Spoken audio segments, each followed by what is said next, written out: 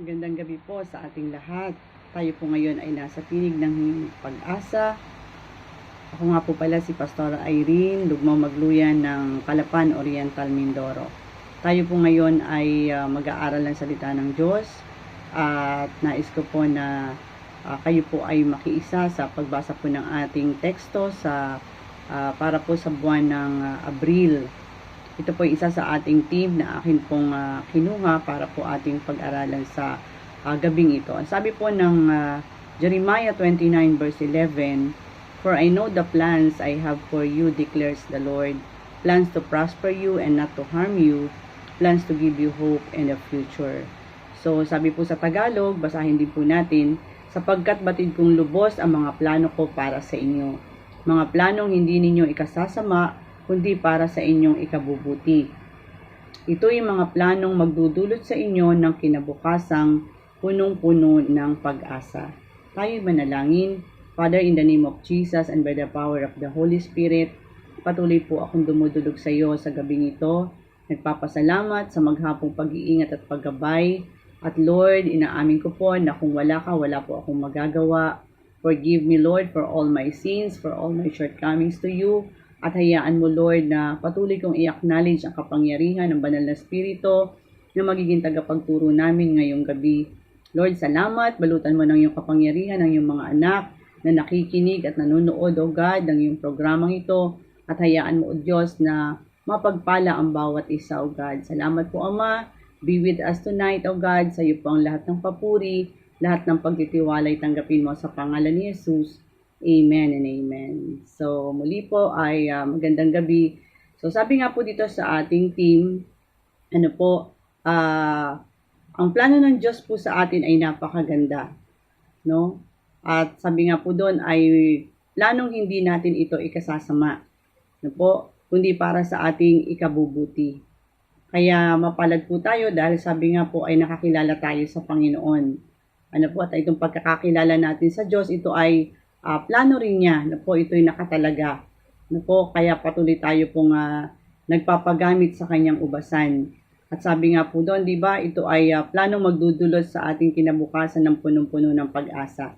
Nung tayo po'y nakakilala sa Panginoon, tayo po ay nagkaroon ng malaking pag-asa sa ating pong pananampalataya. Na ang Diyos po ay lagi na riyan, hindi niya tayo iwan ni pababayaan man. Dahil tayo po ay nananampalataya na ang ating pong kinabukasan, kapag nakaangkla tayo sa Panginoon, andun ang katagumpayan. Lagi nating iniisip na sa atin pong takbuhin sa buhay na ito ay may maganda laging plano ang Diyos, At lagi nating sinusunod ang kanyang kalooban. Sabi po dito, God's plan is always the best. But sometimes the process is painful and hard. But don't forget that when God is silent, He's doing something for you. Sabi po doon, ang plano ng Diyos po ay lagi daw, sabi nga po doon ay best. Napakaganda. Subalit minsan, ang proseso nito ay painful. Minsan ay masakit, mahirap. Pero wag natin pong kalilimutan na kapag ang Diyos po ay nananahimik, meron siyang bagay na ginagawa para sa atin. Sabi po doon, God's plan for us, blessing. Yung plano po ng Diyos para sa atin ay pagpapala. Ang sabi po ng Proverbs 10 verse 22, "The blessing of the Lord brings wealth, and He adds no trouble to it." So ang pagpapala po ni Yahweh ay kayamanan na walang kasamang kabalisahan. Kapag ang pagpapala mula sa Diyos, ito po yung nai-enjoy natin. Hindi po tayo nababalisa, hindi po tayo nag-aalala kasi sa Diyos po ito nanggaling. Sabi din po doon, blessing of God's favor ay wealth. Yung pabor po ng Diyos, yung pagpapalang pabor ng Diyos, ito po yung tinatawag nating kasaganaan. Ang sabi ng Deuteronomy 28 verse 2, "All these blessings will come upon you and accompany you if you obey the Lord your God." So mapapasa atin, sabi dito, mapapasa inyo ang lahat ng mga pagpapalang ito kung susundin ninyo ang Diyos ninyong si Yahweh. So marami pong pagpapalang inihanda ang Diyos para sa atin na kanyang mga anak na patuloy na sumusunod sa kanyang kalooban. At ang sabi nga po doon, no, ang mga pagpapalang ito daw po ay ating makakamtan kung tayo po ay susunod sa kanyang kalooban. At meron po ako ditong title, ang sabi po dito, Following God's Plan for Your Life. No? Following God's Plan for Your Life. So, how do I know God's plan for me? Po, may ilan lang po tayo dito pag-aaralan, no, kung paano po ba daw natin malalaman yung plano ng Diyos para sa atin. O paano po tayo makakasunod sa plano ng Diyos? Sabi dito sa number 1, be in prayer. A way to know that you are following God's plan for your life is by being in prayer. So, dapat po daw tayo ay laging nasa pananalangin. No po? Dahil ito yung isang daan para po malaman natin or makasunod tayo sa kalooban ng Diyos sa ating buhay. Kasi di po ba, sa alam naman natin na ang panalangin ay very powerful po nito dahil ang Diyos po na ating tinatawagan ay Diyos na makapangyarihan sa lahat. At ang sabi nga po, prayer is the best weapon to win the unseen battle. Na po, ang panalangin po ay isang mabisang sandata para tayo po ay manalo or magtagumpay laban sa mga kalaban na hindi natin nakikita. Kaya napakahalaga po na tayo ay laging babad sa pananalangin. Na po, lagi tayong nakikipag-usap sa ating Panginoon, nakikipag-communicate sa Kanya. Dahil siya yung nagda-download sa atin kung ano yung mga bagay na dapat nating gawin. Siya yung nagtuturo sa atin, no, nagbibigay ito ng direction sa atin para tayo ay magpatuloy sa ating takbuhin. Ang sabi po ng Luke 22 verse 40, on reaching the place, He said to them, pray that you will not fall into temptation. Ito po ay sinabi ng Panginoong Jesus nung sila ay paakyat sa bundok ng Olibo, no po, na sabi nga doon, kapag narating niyo na yung lugar na ito, sabi niya sa kanyang mga alagad, manalangin kayo para hindi kayo mahulog sa tukso. So kahit po nung panahon ni Jesus, lagi niyang pinapaalalahanan ng kanyang mga disciples, no, na laging manalangin, laging magbabad sa prayer, sapagkat ito yung sandata nila para hindi sila matukso, no, para hindi sila madaling madala ng tukso ng mundong ito. Kaya maging sa kapanahonan din po natin, napakahalaga po talaga ng prayers. Kaya sa ating po mga kabataan, lagi din po namin ito i-share sa kanila, na wag kayong papayag na kayo ay matutulog sa gabi o gigising sa umaga na hindi man lamang nakakapanalangin. Dahil ito yung inyong magiging sandata laban sa kaaway. Kung kayo ay wala nito, no, madali kayong mapapasok o madaling kayong makakanti ng kaaway. At sabi po ng 2 Chronicles 7 verse 14, if my people who are called by my name will humble themselves and pray and seek my face and turn from their wicked ways, then will I hear from heaven and will forgive their sin and will heal their land. So napakaganda po ng salita ng Diyos na ito na makikita natin sa 2 Chronicles na po 7 verse 14. Actually, ito po ay sinabi ng Panginoon kay Haring Solomon, no? Nung siya ay nagtatayo ng templo ng Diyos, no? Sabi nga niya ay kung ang mga tao lamang ay tatawag sa kanyang pangalan, yan, magpapakumbaba, mananalangin, hahanapin ang kanyang mukha, tatalikuran ang kanilang mga kasalanan. Sabi doon ng Panginoon, mula sa langit pakikinggan ko sila at patatawarin ko sila sa kanilang mga kasalanan at pagagalingin ko ang kanilang lupain. So ganun po ang Diyos sa atin, no? Na kumbaga pag tayo po ay nagkakamali, lagi po niya binibigyan tayo ng second chance. No, ang gusto ng Lord, kapag po tayo nagkamali sa ating ginagawa, meron po siyang binibigay sa atin ng pagkakataon para po tayo magbalik loob sa Kanya. No, ito ang dapat pong matutunan ng bawat isa na ang Diyos po ay hindi siya Diyos na mahigpit, hindi siya Diyos na malupit, kundi siya ay Diyos na mahabagin, Diyos na maawain, Diyos na mapagmahal. Na bagamat tayo, sabi nga, nagkakamali, pero ang sabi ng Panginoon, no, kung tayo lamang ay tatalikuran natin ang ating mga kasalanan, magpapakumbaba tayo sa kanyang harapan, at sabi nga doon, pakikinggan niya tayo mula sa kalangitan. At patatawarin niya tayo sa ating mga kasalanan. At hindi lamang po yun, pagagalingin niya maging ang ating lupain. Maging ang ating pong bansa na Pilipinas na ngayon ay sabi nga, dumadanas ng pandemic. Pero ang Diyos po ay mabuti. Makikita natin na patuloy siya pong nagbibigay ng habag sa ating bansang Pilipinas. Nakikita natin yung pabor ng Diyos. Bakit po? Dahil maraming nananalangin. Marami pong tinawag ang Diyos ng mga intercessors. Backbone sila ng ating mga churches. Sila po yung dumudulog sa Lord, naninikluhod sa Panginoon para po tayo ay ang ating bansang Pilipinas ay magpatuloy sa pag-unlad. Para ang bansang ito ay sabi nga gumaling mula sa mga kasalanan na ginawa ng mga tao. Sabi dito, ihihil ng Lord yung ating land. Ang sabi din po ng 1 Thessalonians 5 verse 16 to 18. Be joyful always, pray continually, give thanks in all circumstances, for this is God's will for you in Christ Jesus. Sabi doon, kailangan lagi daw po tayong magalak. Pray continually, lagi daw po tayong manalangin. Lagi magpasalamat sa lahat ng mga pagkakataon, sapagkat ito ang kalooban ng ating Panginoong Jesus. Kasi kapag tayo po ay laging masaya, laging nakangiti, hindi po halata na tayo ay may pinagdadaanan.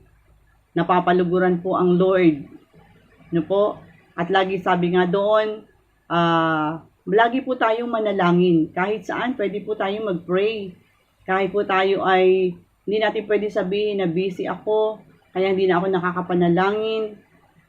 Kahit ikaw ay nagliligpit ng plato, kapatid, kahit ikaw ay naglalaba, ano man ang iyong ginagawa, pwede mong kausapin ng Panginoon. Pwede mo siyang hingan, ng solusyon sa iyong mga pinagdadaan ng problema. Ganun ang Diyos. Kahit saan, pwede natin siyang kausapin. Sabi dito, wait in silence for God to speak for 10 to 12 minutes. Yun. Tayo daw po, sabi nga, maghintay. Minsan po kasi hindi pwedeng tayo lang yung talk ng talk or tayo lang po yung salita ng salita sa Panginoon. Dapat po, matuto rin po tayong minsan manahimik. Tumigil muna tayo sa ating pagsasalita. Kung tayo naman po ay marami nang nasabi sa Panginoon, marami na tayong request petition sa Kanya. Kahit 10 to 12 minutes po daw, sabi nga doon, tayo muna ay manahimik. Bakit? Para marinig po natin yung tinig ng ating Panginoon. Para mas marinig natin yung sinasabi niya sa atin.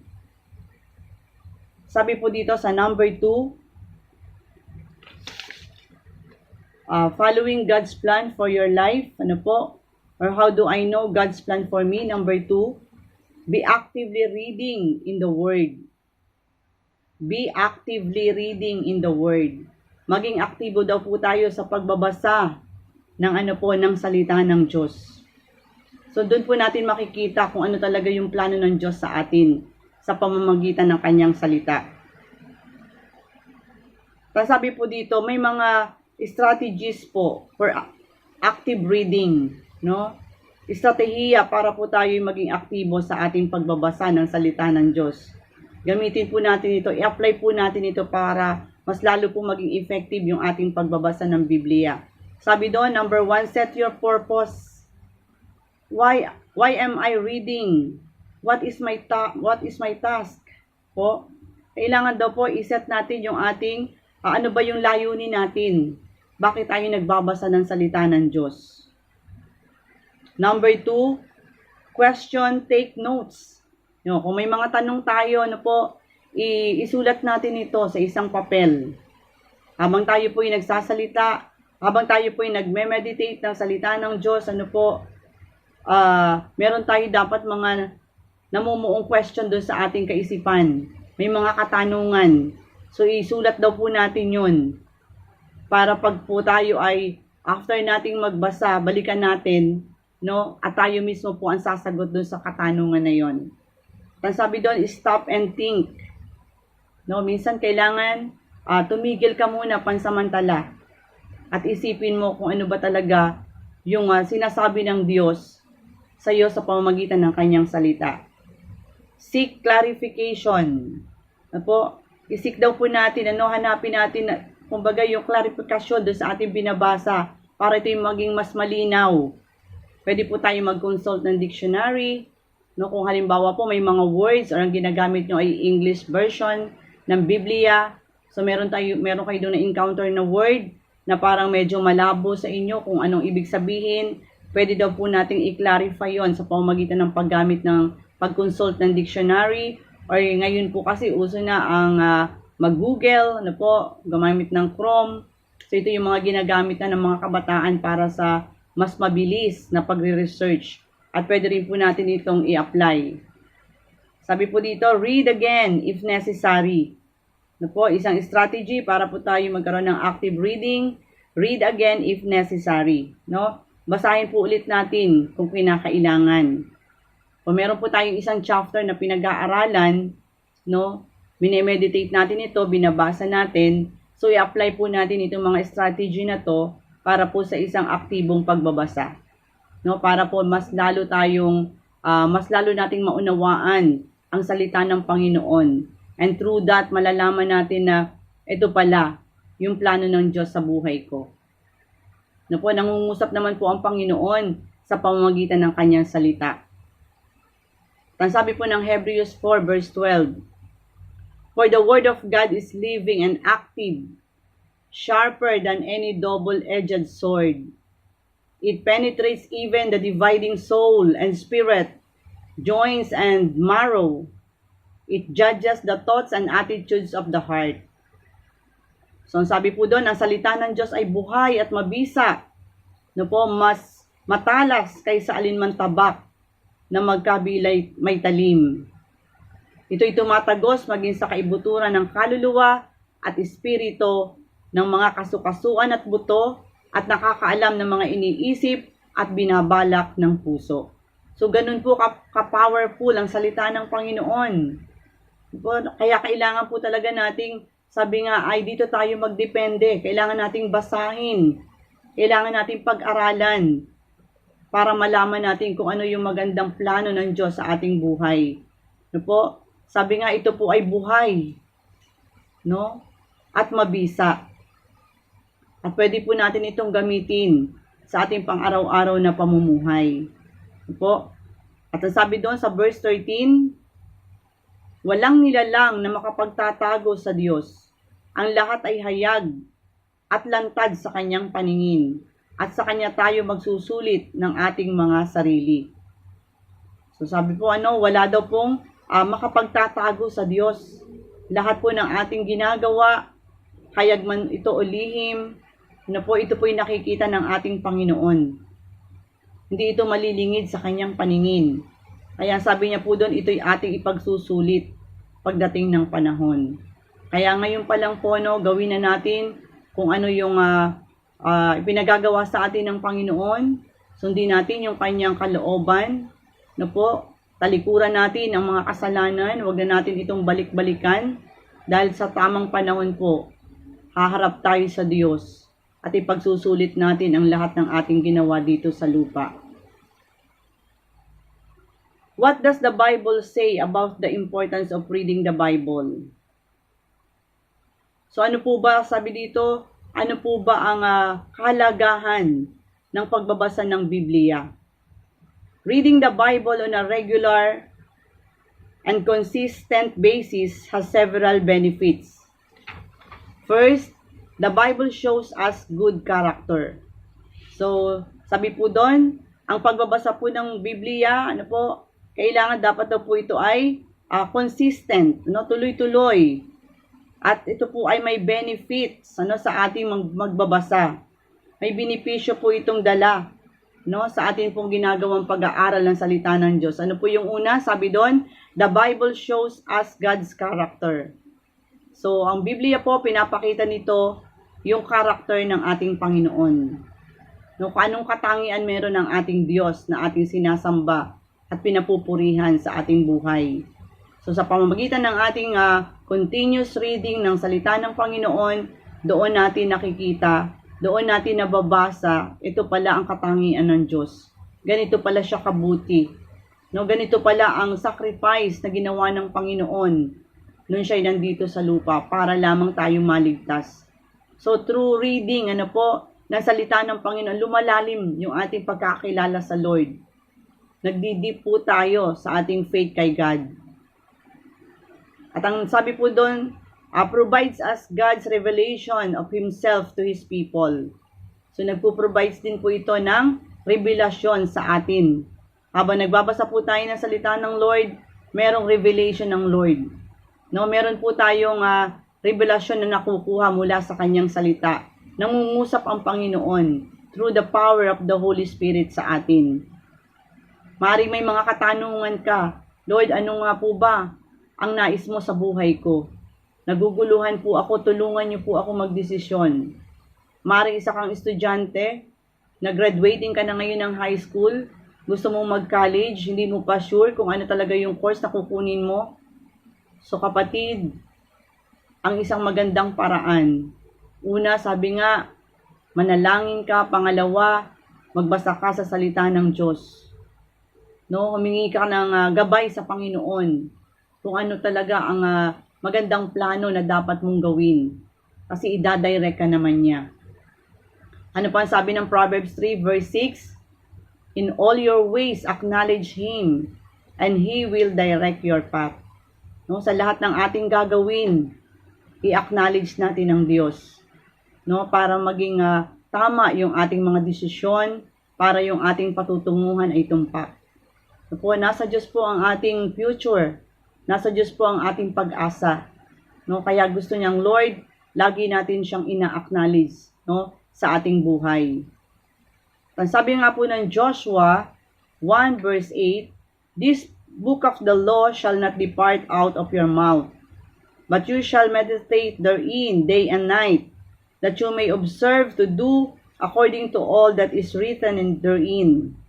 For then you shall make your way prosperous, and then you shall have good success. Amen? So praise God. Sabi nga po dito, huwag mong kaliligtaang basahin ang aklat ng kautusan. Pagbulay-bulayan mo iyon araw at gabi upang matupad mo ang lahat ng nakasaad doon. Sa ganon, magiging masagana at matagumpay ang iyong pamumuhay. So purihin ang Panginoon, Dahil sa aklat ng Joshua, pinapaalalahanan po tayo dito na kailangan po natin na, sabi nga, huwag nating kaligtaang basahin ang aklat na ito ng kautusan, na po ang Biblia. Kinakailangan po, lagi natin itong, sabi nga kanina, nabanggit ko po, lagi natin itong pagbulay-bulayan. At meron po ditong binanggit na kung kailan dapat. Sabi po doon, araw at gabi.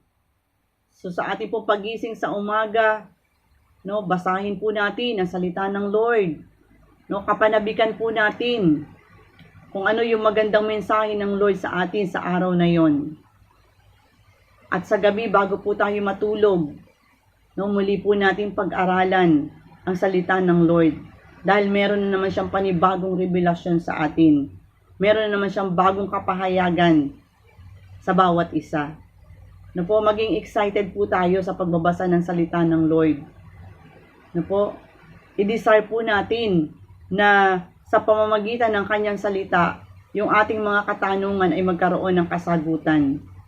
Yung ating mga naisin sa buhay, sa pamamagitan ng salita niya, matutugunan ito. At pag ito po yung ating sinunod, yung sinasabi dito na pagbulay-bulayan natin ang kanyang salita araw at gabi, may pangako po dito Sa ganon, sabi niya, magiging masagana at matagumpay ang iyong buhay. Magiging masagana po tayo sa ating pamumuhay Kristiyano at magiging matagumpay ang ating buhay dahil tayo po ay sumusunod sa ipinapagawa sa atin ng Panginoon. nababago tayo ng kanyang salita. Kaya napakahalaga po na tayo ay nagbabasa na lagi tayong binubuklat ang banal na kasulatan. At ang sabi po ng number 3, follow the commands He puts on your heart. Follow the commands He put on your heart. Po, sundin daw po natin yung pinag-uutos ng Diyos na nasa yung commands niya na nasa ating puso. Sabi po ng Psalms 33 verse 11, but the plans of the Lord stand firm forever, the purposes of His heart through all generations. Sabi po doon, ngunit ang mga panukala ni Yahweh hindi masisira, ito'y mananatili. So yun pong yung plano ng Diyos po sa atin. Sabi nga po doon, hindi ito mawawalan ng kabuluhan. Kung ano yung plano ng Diyos, yun po ang mangyayari at magaganap. Kung sinabi ng Lord na ikay kanyang pagpapalain kanya. Nasa sa atin lang para mapadali yung blessing, para makuha agad natin yung pagpapala, yung pangako, yung promises ni God. Sa atin po nakadepende yun. Kung tayo po ay marunong mag-obey sa Panginoon. Kaya minsan nadidelay po yung blessing. Nandyan na. Nandyan na. Ipapadala na ng Lord. Kaya lang minsan naaantala. Nagkakaroon ng hadlang. Bakit? Kasi nasa sa atin po minsan ang problema. Wala po sa Lord.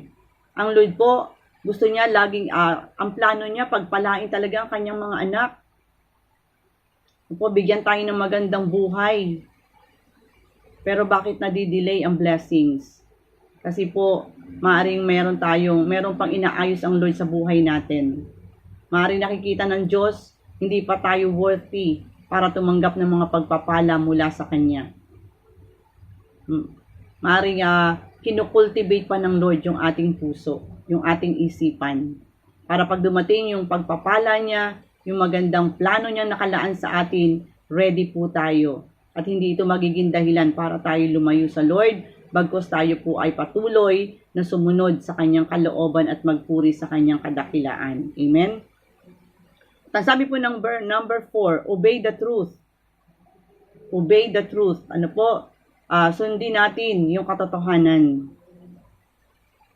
Christians acknowledge not only a duty to announce the gospel, profess the faith, and worship God, but also to live their entire lives according to God's will.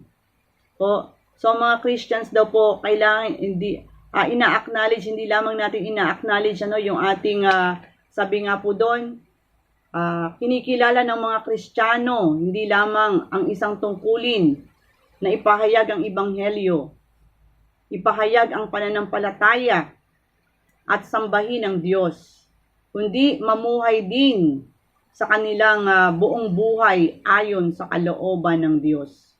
Kailangan mamuhay po tayo talaga ng ayon sa kalooban ng Panginoon. Yes, pinapahayag natin ang salita ng Lord. Ang kanyang Ebanghelyo. Sinasabi natin, yung ating pananampalataya. Pero ang gusto po ng Diyos, tayo po ay namumuhay ng ayon sa kanyang kalooban. Yung tama ang ating ginagawa at hindi taliwas sa kanyang naisin. Sabi dito, who obeyed God in the Bible? Sino po ba yung sa Biblia, sino po ba yung character doon na sumunod talaga sa Lord?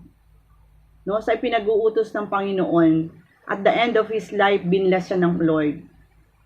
Sabi po dito, Abraham is the greatest example of obedience in the Old Testament. Si Abraham, siya daw po yung pinakamagaling na halimbawa pagdating sa obedience sa Lord, yung pagsunod sa Panginoon. At mababasa natin to sa Old Testament. Abram, his name before God changed it to Abraham, left Haran after his father died. God told him to go to the country that he told him to. In this land, God would make him a great nation, and the Lord would bless him. So mababasa po natin yung sa Genesis 12, verse 2 to 3.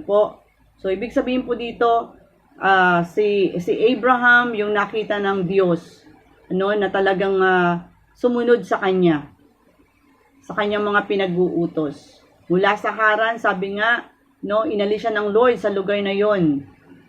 At pinapunta siya ng Panginoon sa isang lugar na kung saan ang pangako niya, doon niya pagpapalain si Abraham. No, doon niya bibigyan ng anak sila ni Sarah. Naalala ko po nung ay kinukwento ko ito sa mga estudyante ko noon. Sabi ko nga, alam nyo ba nung mga panahon na yon, si Abraham ay matanda na siya, no? 90 years old na siya or 91, something like that. At maging ang kanyang asawa, no, na diniklara noon pa na baog siya. Ibig sabihin, pag sinabing baog, hindi na magkakaanak. Pero dahil ang Diyos may pangako kay Abraham na ikaw ang magiging ama ng maraming lahi, ang lahi mo'y darami katulad ng buhangin sa karagatan. At yun po ay tinayuan ni Abraham. No? Hinintay niya talaga yung perfect time ng Panginoon kung kailan ito magaganap. Sabi nga, bagamat nagtagal, no, umabot na siya ng tumanda na siya. Pero alam niyo po, ganun ka-powerful ang Lord. Kapag ang Diyos nangako sa kanyang mga anak, binibigyan niya ito ng katuparan. Bagamat sabi niya, nagtatagal, pero magaganap at mangyayari. Katulad po ng sa buhay ni Abraham, no, sumunod lang siya sa Lord. Ginawa lamang niya kung ano yung pinagagawa ng Diyos sa kanya. Doon pinakita ng Panginoon na dahil sa kanyang pagsunod, pagpapala ang kasunod nito. No, binayaan siya ng Lord ng isang anak, si Isaac. No? Kung titingnan natin, napaka-imposible na. Lolo na siya, pero bakit pa siya magkakaanak? Si Sarah isang baog, pero bakit siya magkakaanak? Alam niyo po, pag ang Diyos, ang pinagkatiwalaan natin, maa-amaze talaga tayo. He is the God of all impossibilities. No po? He is the God of all flesh and nothing too hard for Him. Wala pong mahirap sa Panginoon. Wala pong imposible sa Diyos. Kapag tayo lamang po ay nagtiwala sa Kanya ng lubusan. Yun pong pagsunod, napakahalaga nun para sa Panginoon. Obedience is better than sacrifice. Ang sabi po ng 1 Samuel. No po? Mas magandang sumunod po tayo sa Lord para maranasan natin yung magandang plano niya sa ating buhay. Sa palagay niyo po, kung si Abraham hindi sumunod sa pinapagawa ng Diyos, hindi po niya mararanasan yung magandang nakalaang plano ng Panginoon sa kanya. Kaya, sabi nga po dito, kapag may word ang Lord, panghawakan po natin ito. Dito po tayo mag-stand, no? Kapag nagbigay ang Lord ng pangako sa iyo, panghawakan mo yan, kapatid. Bagamat sabi nga, hindi agad na natutupad, pero darating ang perfect time ng Panginoon, maa-amaze ka na lamang. Amen? Sabi dito, obedience is the key to receiving God's promises. Ano po, ang pagsunod po ay susi para matanggap natin yung mga pangako ng Panginoon. Sabi ng Deuteronomy 28:2, obey the Lord your God and all these blessings will be yours. No po?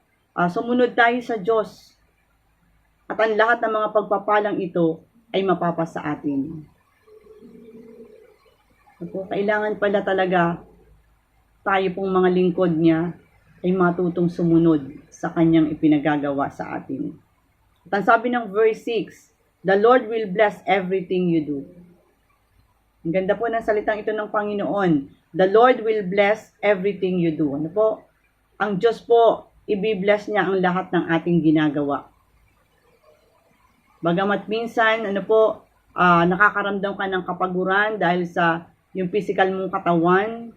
Pero alam niyo po, pag ito'y ating meditate, pag ating pong pinagbulay-bulay ang salita ng Panginoon, yung mga promises niya, na lahat ng iyong gawin, pagpapalain ng Diyos, kung ikaw ay susunod sa Kanya.